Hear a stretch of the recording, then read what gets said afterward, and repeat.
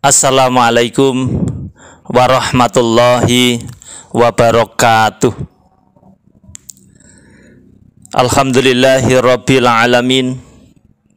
Alhamdulillahilladzi an'ama alaina bi ni'matil imani wal islam. Ashhadu an la ilaha illallah wahdahu la syarikalah wa asyhadu anna Muhammadan abduhu wa rasuluh. Allahumma sholli ala Muhammad wa ala ali Muhammad.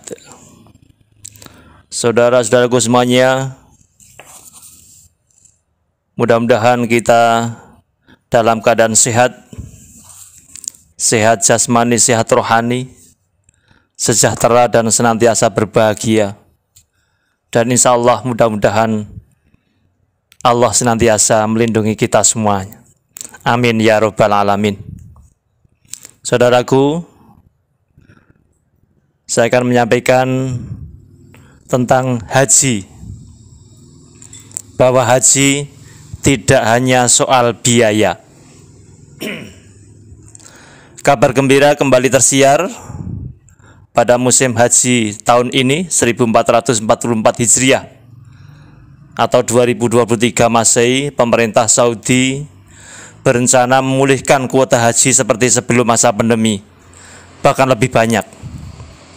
Kabar ini perlu kita syukuri mengingat pada dua musim haji sebelumnya, 2020 dan 2021, pemerintah kerajaan Saudi melakukan pembatasan sangat ketat.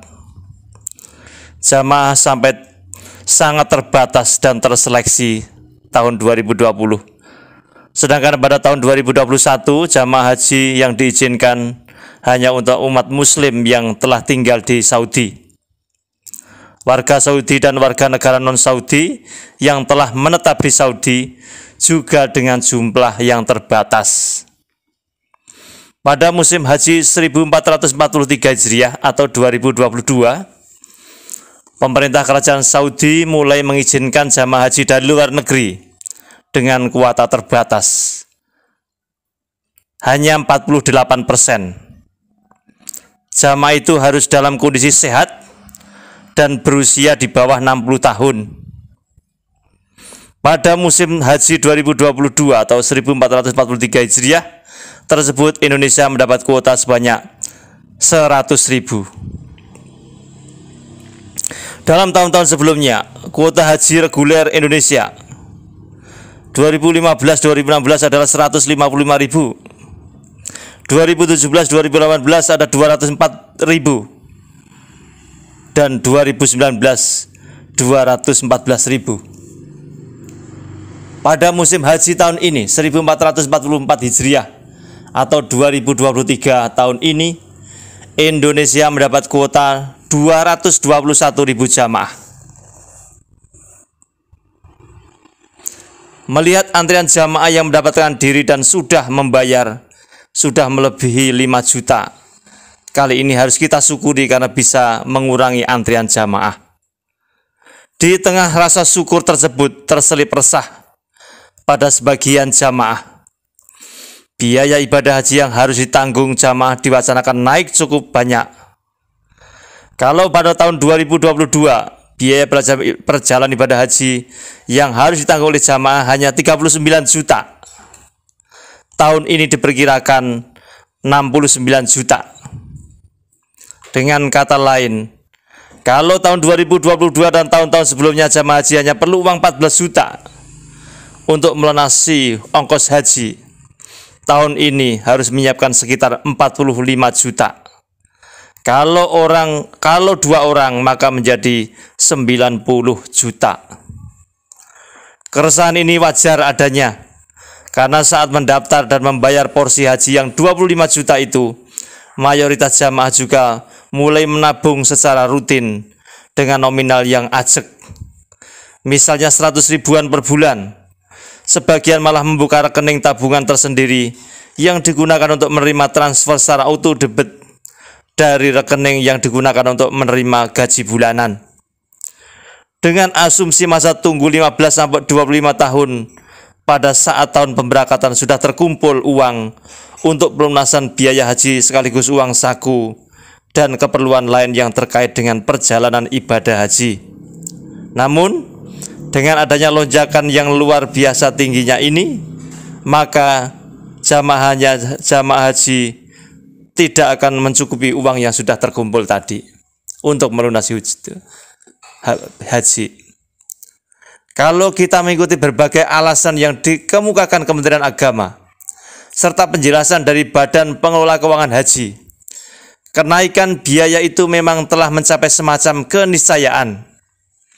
Pada tahun-tahun sebelumnya 2023 ini, jamaah terlalu banyak diberi subsidi dari hasil optimalisasi dana haji. Kalau skema sebelum tahun 2023 terus dilanjutkan, tidak lama lagi seluruh uang haji optimalisasinya dana haji dapat habis, bahkan harus memakai dana pokok yang disetor jamaah haji dalam daftar antrian, atau terjebak dalam skema ponzi sebagaimana yang dialami Biro Travel Umroh yang menghebohkan tanah air beberapa tahun yang lalu itu. Pada musim haji tahun 2023 ini, pemerintah dalam hal ini Kementerian Agama mencoba untuk mengakhiri skema yang mengenakan dalam jangka pendek namun membahayakan dalam jangka panjang, membuat kebijakan yang tidak populer dengan menaikkan biaya haji yang harus ditanggung jamaah.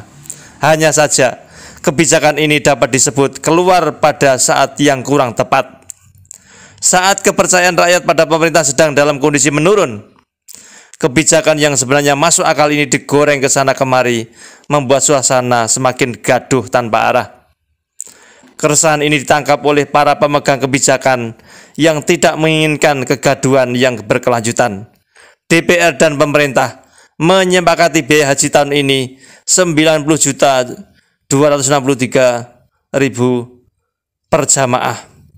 Dari angka ini, biaya yang ditanggung oleh jamaah adalah 50 juta karena jamaah sudah menyetor 25 juta saat mendaftar ditambah saldo di virtual account yang masing-masing jamaah. Maka calon jamaah haji tahun ini hanya perlu membayar sekitar 23 sampai 24 juta untuk pelunasan semua biayanya. Kekurangan biaya ini ditutup dengan dana optimalisasi dana haji yang dikelola oleh BPKH. Akan tetapi tidak ada sesuatu yang terjadi secara sia-sia. Ide kenaikan biaya ibadah haji yang di luar perkiraan umat ini membuka banyak hal tentang penyelenggaraan ibadah haji. Banyak ide baru untuk memperbarui rutinitas agar dana yang ada dapat dibelanjakan secara lebih efektif. Dalam sejarah, kekecewaan atau kekurang percayaan umat pada penyelenggaraan ibadah haji tidak hanya terjadi kali ini. Pada masa kolonial, hal ini juga sering terjadi. Jamaah haji Indonesia kala itu sering jadi sapi perah jaringan penyelenggara haji, mulai dari kapal, ketika mendarat di Jeddah, saat mengurus pemondokan, dan lain sebagainya. Untuk itu, pada tahun 1920, Muhammadiyah mengutus Fahrudin untuk memantau perjalanan jamaah haji Indonesia. Reportase Fahrudin sebagian termuat dalam Suara Muhammadiyah.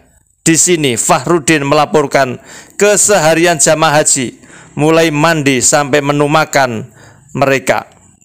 Apakah pelayanan yang diterima di kapal layak dengan harga tiket yang harus dibayar? Dari hasil pemantauan Fahrudin ini, Muhammadiyah kemudian membentuk Badan Penolong Haji yang diketuai oleh Kiai Sujak. Terlalu banyak dan rumitnya masalah perjalanan haji yang harus diurai. Pada Kongres Muhammadiyah tahun 1930 di Bukit Tinggi, Muhammadiyah memutuskan untuk membentuk pelayaran haji secara mandiri, membeli kapal haji sendiri, menjadi tekad Muhammadiyah kala itu. Namun, ketika dana itu sudah terkumpul, dunia dilanda perang. Setelah perang selesai, maka harga pun mulai naik tinggi. Uang yang ada yang sudah cukup waktu itu menjadi tidak mampu lagi untuk membeli kapal. Di samping itu, keadaan juga sudah berubah. Indonesia telah merdeka. Cita-cita untuk memiliki kapal haji telah menjadi bagian dari masa lalu. Lepas dari itu semua, permasalahan ibadah haji memang tidak pernah sederhana. Ada berbagai kepentingan dan penafsiran yang saling temali dalam pemenuhan rukun Islam yang kelima ini. Salah satu masalah haji di Indonesia adalah kuota yang tidak sinkron dengan peminat. Kuota yang disediakan pemerintah kerajaan Saudi hanya sekitar 200.000 setiap musim haji. Namun pendaftar haji di Indonesia setiap tahun selalu melebihi angka itu. Oleh karena itu, setiap tahun antrian yang ada bukan semakin pendek, namun malah semakin panjang. Waktu tunggu keberangkatan calon jamaah haji juga semakin lama.